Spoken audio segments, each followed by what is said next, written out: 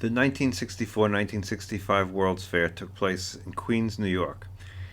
This was from the beginning of the 1965 season.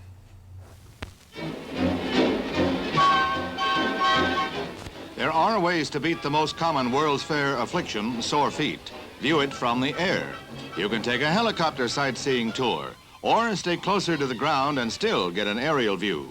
The answer is the monorail ride, a short version of the experimental transportation method that these scouts may someday see on a regular basis.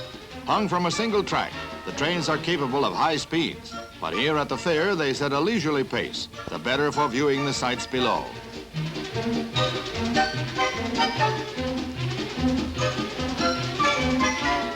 This same type of transportation is in use in Tokyo. It was built for the Olympic Games, and in Seattle, where the overhead cars ran to the fair site there. This one in New York gives you an unparalleled view of the amusement area, a section of the fair that has been enlarged since last year.